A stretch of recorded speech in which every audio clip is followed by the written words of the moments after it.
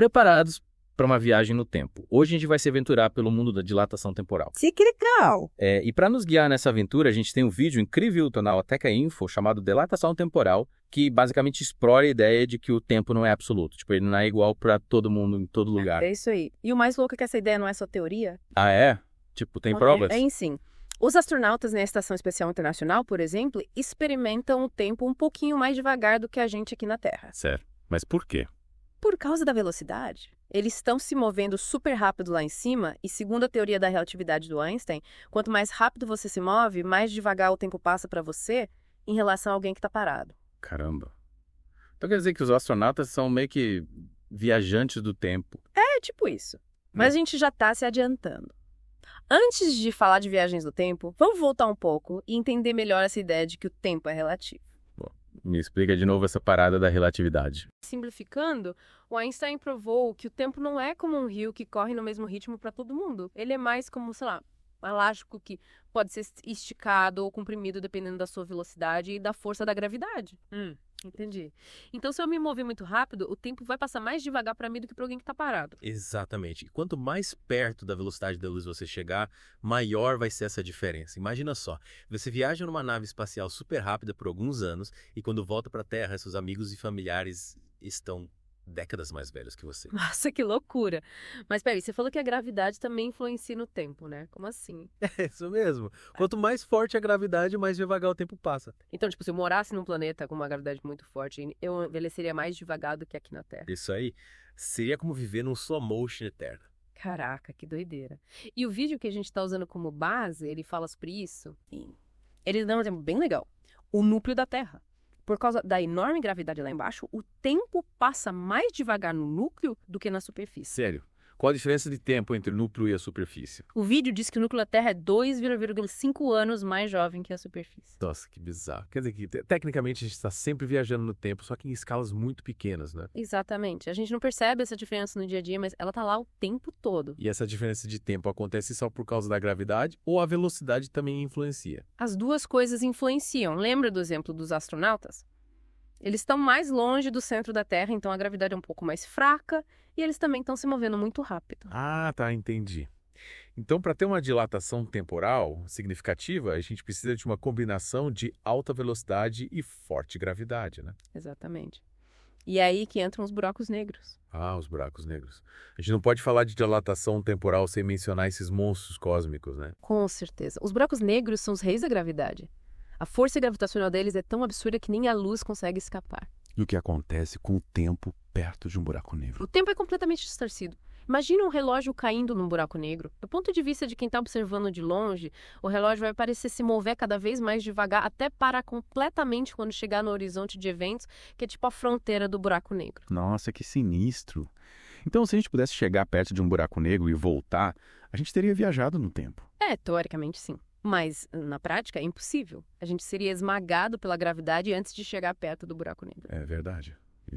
Melhor deixar os buracos negros para lá, então. Mas falando em viagem no tempo, o vídeo mencionou alguma outra forma de manipular o tempo além da velocidade e da gravidade. Sim. Ele deu uma dica de que o eletromagnetismo também pode ter um papel importante nessa história. Eletromagnetismo. É. Tipo ímãs e eletricidade. Como isso pode influenciar o tempo? É uma área ainda pouco explorada pela ciência, mas existem algumas teorias bem interessantes sobre como campos eletromagnéticos fortes poderiam distorcer o espaço-tempo, assim como a gravidade faz. Caramba, isso seria revolucionário. Imagina só, controlar o tempo usando eletromagnetismo. As possibilidades são incríveis, mas ainda tem muita pesquisa para ser feita nessa área. Verdade. Mas já deu para ter um gostinho do quão misterioso e complexo é o tempo, né? Uau. A gente começou falando de relógios de astronautas e agora já estamos discutindo buracos negros e eletromagnetismo. O tempo é um assunto fascinante e a gente ainda tem muito para explorar nesse mergulho profundo. E aí, galera? De volta para mais uma dose de dilatação temporal. Na última parte a gente viajou pelos conceitos básicos, né? Tipo, entendemos como a velocidade e a gravidade podem distorcer o tempo.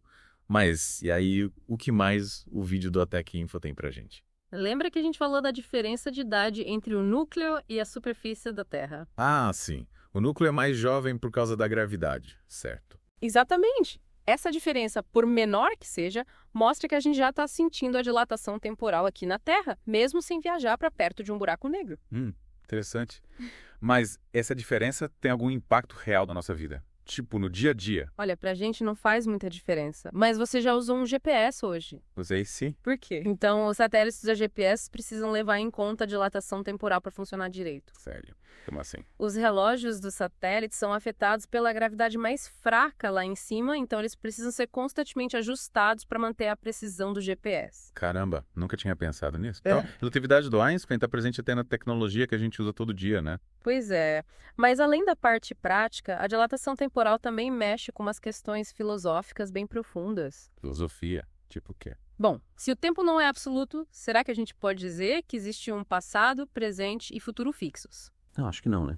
Se o tempo pode ser distorcido, a nossa percepção do que já aconteceu, do que está acontecendo e do que vai acontecer fica meio confusa. É, exatamente. Cada um de nós pode ter sua própria linha do tempo, ligeiramente diferente dos outros, dependendo da nossa trajetória pelo espaço-tempo. Nossa, que piração. Então, tipo, cada um tá vivendo sua própria versão do tempo. É mais ou menos isso. E aí surgem umas perguntas, tipo, será que a gente tem livre-arbítrio ou tudo já está pré-determinado? Será que a gente pode mudar o nosso futuro, mesmo que o tempo seja relativo? Nossa, que doideira. Acho que essas perguntas já são um pouco complexas demais pra mim. Mas é legal pensar sobre isso, né? Sim, com certeza. Mas, voltando pro vídeo, ele fala que, mesmo com toda essa relatividade, o tempo aqui na Terra é relativamente estável, né? Ele fala que essa estabilidade do tempo permite que a gente tenha uma evolução mais harmônica. Exato. Imagina se o tempo fosse completamente caótico aqui na Terra, com cada pessoa envelhecendo em ritmos diferentes. Seria impossível a gente ter uma sociedade organizada, né? É verdade, vai ser um caos total. Mas, e aí o vídeo fala sobre a possibilidade da gente burlar essa estabilidade do tempo. Sim. Ele menciona a possibilidade de viajar no tempo, principalmente para frente, usando altas velocidades, tipo quase na velocidade da luz. Ah, clássica viagem no tempo. Tipo, você entra numa nave super rápida, viaja por uns anos e quando volta pra Terra todo mundo tá super velho. Exatamente. É o famoso paradoxo dos gêmeos. Mas isso é possível na prática. Tipo, será que um dia a gente vai ter tecnologia pra viajar no tempo? Por enquanto, é só teoria. A gente ainda está longe de conseguir criar naves que cheguem perto da velocidade da luz. É verdade. Mas, mesmo que seja só teoria, é legal imaginar as possibilidades, né? Imagina só poder visitar o futuro, ver como o mundo vai estar daqui a 100 anos. Seria incrível. Mas também abre um monte de questões éticas, né? Tipo, e se a gente fizesse algo no futuro que acabasse mudando o presente? E se a gente encontrasse com a gente mesmo no futuro? Caraca, ia ser muito louco. Mas acho que a gente tá viajando demais na maionese, né? É, acho que já deu para ter uma boa noção de como a dilatação temporal pode bagunçar a nossa cabeça. Com certeza. Mas e aí, qual o próximo passo? Bom, o vídeo deixou uma última pulguinha atrás da orelha, né? A conexão entre o eletromagnetismo e o tempo. Isso aí. Será que a gente consegue controlar o tempo usando ímãs e eletricidade? Vamos descobrir na próxima parte do nosso mergulho. Última parada da nossa viagem. E a gente deixou o mais misterioso pro final. A possível conexão entre eletromagnetismo e tempo. O vídeo do Tech Info só deu uma palhinha sobre isso, mas foi o suficiente para me deixar curioso. Pra mim também. Mas como assim? Eletromagnetismo, tipo ímãs. Como isso pode ver com o tempo? A gente tem que lembrar que a ciência está sempre evoluindo. O que parece impossível hoje pode ser realidade amanhã. É verdade. Tipo, a dilatação temporal em si. 100 anos atrás isso era coisa de ficção científica. Exatamente. Então, mesmo que essa ligação entre eletromagnetismo e tempo pareça estranha agora, pode ser que no futuro a gente descubra que ela é real. Faz sentido. Mas, e aí, como que os cientistas acham que essa conexão funciona? Uma teoria é que campos eletromagnéticos muito fortes poderiam distorcer o espaço-tempo, tipo a gravidade faz. Ah, entendi. Porque a gravidade é uma curvatura no espaço-tempo, né? Isso aí. E se o eletromagnetismo também pode causar essa curvatura, ele também poderia afetar o tempo. Interessante. Mas como a gente pode imaginar isso? Pensa numa bola de boliche em cima de um trampolim. A bola faz o trampolim afundar, certo? Yeah. É como a gravidade distorce o espaço-tempo. Ah, tá. Então, se a gente tiver um campo eletromagnético forte o suficiente, ele poderia criar um fundamento no espaço-tempo também. Exatamente. E aí o tempo naquela região seria afetado, passando mais devagar ou mais rápido. Nossa, que loucura. E tem gente pesquisando isso. Tem sim. Mas ainda é uma área bem nova, então tem muito que descobrir. E o que os cientistas estão fazendo para estudar isso? Eles estão usando ímãs superpotentes e lasers para tentar criar campos eletromagnéticos fortes e ver como eles afetam o espaço-tempo. Nossa, que legal. Quem sabe um dia a gente não consegue controlar o tempo usando eletromagnetismo. É, seria incrível. Imagina as possibilidades. Mas mesmo que a gente nunca chegue a controlar o tempo, só a ideia de que o eletromagnetismo pode influenciar ele já é fascinante, né? Com certeza. Abre um monte de novas possibilidades para a gente explorar e entender melhor o universo.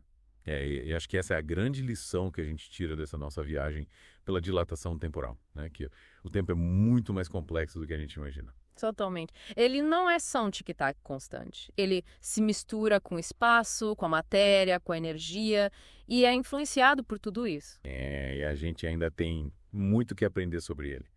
Mas por enquanto, eu acho que já deu para a gente ter uma boa noção de como a dilatação temporal funciona, como ela pode ser bizarra. A gente viu de tudo, desde relógios de astronautas até buracos negros e campos eletromagnéticos. E a gente descobriu que o tempo não é só uma linha reta do passado para o futuro. Ele é mais como um rio cheio de curvas e corredeiras, que pode ser influenciado pela gravidade, pela velocidade e, quem sabe, até pelo eletromagnetismo. E o mais legal é que a gente ainda está no comecinho dessa exploração. Quem sabe o que mais a gente vai descobrir sobre o tempo no futuro. Pois é. E aí, o que você acha? Curtiu essa viagem no tempo com a gente? Adorei. Aprendi um monte de coisa nova e fiquei com a cabeça explodindo de tanta informação. E você, ouvinte, tá pronto para encarar os mistérios do tempo? Continue explorando, questionando e se aventurando pelo universo da ciência.